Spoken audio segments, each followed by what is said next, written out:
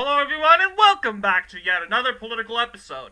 So, this is what we're going to do. Take a little look at this chemical leak here. A couple stories. The chemical leak in the Ohio train derailment. For those of you who did not know, this has been going on for a couple of days.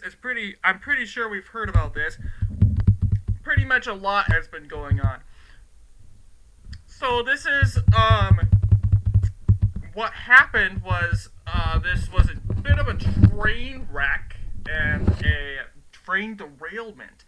Train was derailed after going through the city of East Palestine in Ohio. That leads to the derailment caused a chemical leak, and this can be very hazardous. So what we're seeing here is the governor of Ohio and the governor of Pennsylvania, Governor Devine and Governor Shapiro, working together. But why is Pennsylvania getting involved? Well, let's find East Palestine on the map. So East Palestine is located in eastern Ohio. So this train sounds like what my perspective is coming from is it's originally coming from Pennsylvania. Probably holding some things. Pennsylvania might have sent this into Ohio. Um,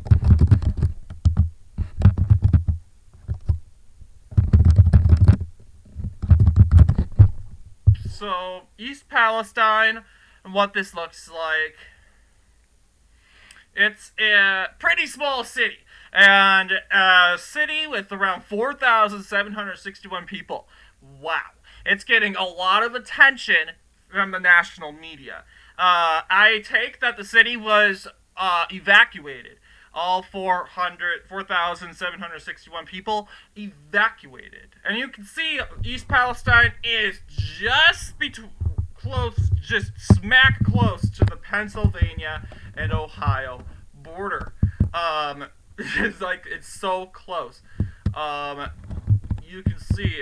I don't want to make this like a exploring Minnesota thing, but in this case it would be like Ohio and Pennsylvania. But you can see business is so close to the Pennsylvania. You could show, I'm just going to people living over here could go, I'm going to walk over to Ohio to State Line Tavern. I'm going to go to Ohio today. I'm going to go back to Pennsylvania, and I'm going to go to Pennsylvania. I'm going to the State Line Lake. So it's kind of funny, silly in the same way. Imagining East Palestine schools have a lot of people from Pennsylvania living in Anon Valley, a small city from there. So yeah, I'm getting off topic, but so the point is, East Palestine, such a small community, is reeking in the news. And what do we need to know about this?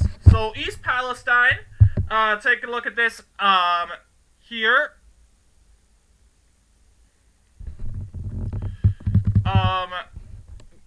So you can see why Pennsylvania is so involved. It's so close to the said border with Pennsylvania.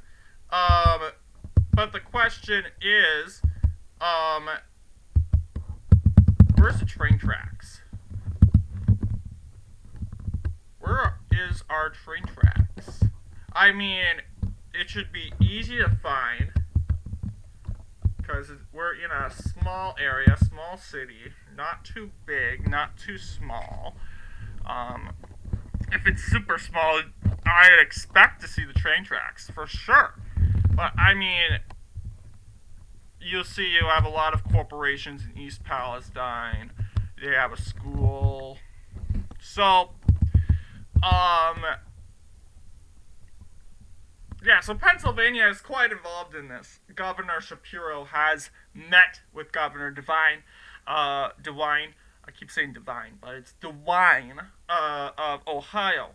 And trying to search for answers. Meanwhile, Pete Buttigieg is being attacked by both Democrats and Republicans.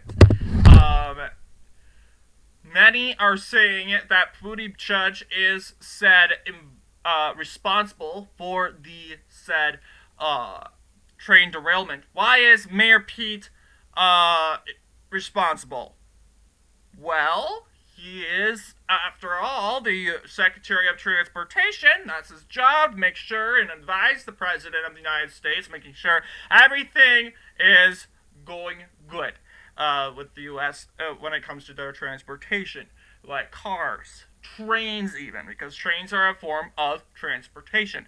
And that it's not just making sure trains are safe, it's making sure that the road tracks are safe. That is your job. There's a lot of work when it comes to transportation. You have to work on trains, cars, roads, bridges, making sure they're safe for the American public. And a lot of frustration going into the Secretary of Transportation. Pete Buttigieg claims to have blamed Trump for Ohio train derailment amid the criticism.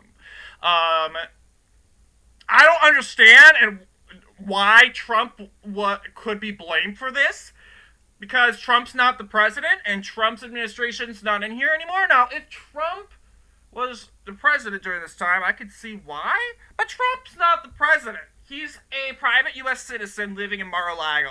This is not biased at all. It's totally a fact. It's not Trump's fault, because he's not involved. He's not involved in U.S. government at all. He's living in Mar-a-Lago. Sure, he has some followers. He has some supporters, a lot. But they're scattered all around the country, and he attends rallies. But he's not in charge of our transportation. He's not in charge of our bridges. He's not in charge of our railroad system. So, in your head, I do think Pete Buttigieg kind of needs to accept, this is my bad. My bad. Because Democrats think Pete Buttigieg burst the bud too. Like, seriously. And not to mention Marco Rubio, 20 hours later, before, calls for resignation of Buttigieg following the train derailment. And Marco Rubio isn't the only one to call the resignation of Buttigieg.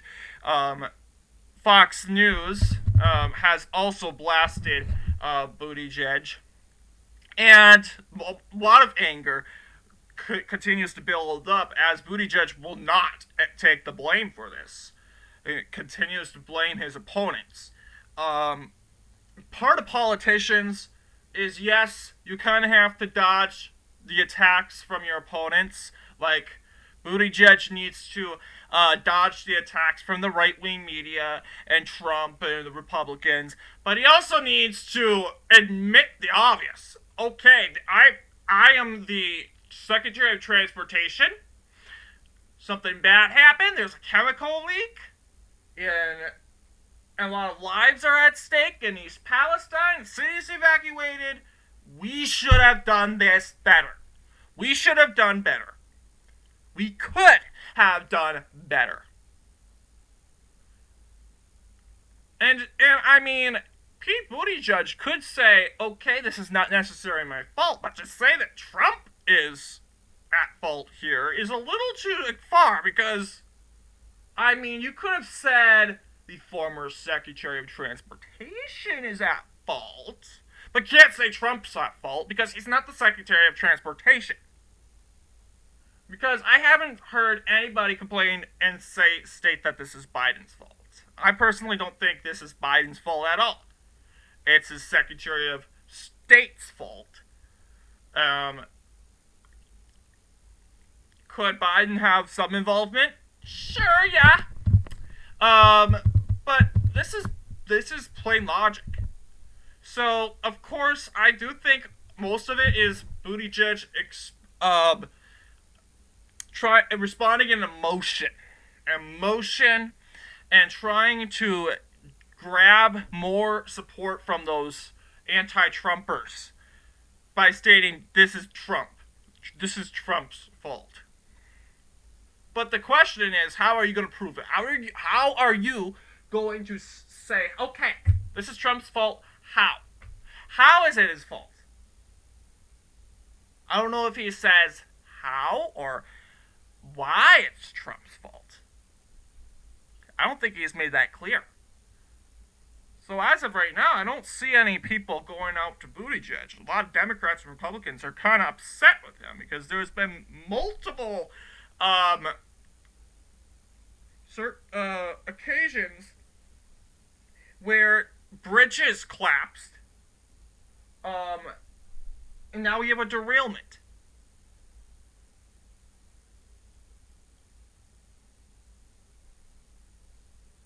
So, what do you guys think about this? Obviously, this is a big left-wing Democrat blunder, a left-wing blunder. Republicans are like, this is like January 6th for Republicans or something. And nothing will be as bad as January 6th. Well, let's be honest. Democrats are kind of getting wicked, especially Buttigieg, and that is why a lot of Democrats are going. They're smart. Democrats are being super smart right now. They're going after Buttigieg, and that is the right thing to do. Because if they didn't go after Buttigieg, you're basically ignoring and stating that the train derailment wasn't serious, and that the trail derailment wasn't a big deal. Smart. Very clever. So Democrats going after Buttigieg is they're attempting kind of saving their own party and saving their own butts, making themselves, oh, you don't look really good right now, so we gotta save our butts as much as we can and go after Buttigieg. If one Democrat has to fall, that's fine, perfect. We got many more. So, and that's how Republicans work too. Well, I don't think that, while Republicans have a hard time giving up their own people, like with Trump, a lot of Republicans did not want to blast Trump and blame Trump for the January 6th. While some Republicans, the rhinos in the swamp, went after Trump for it.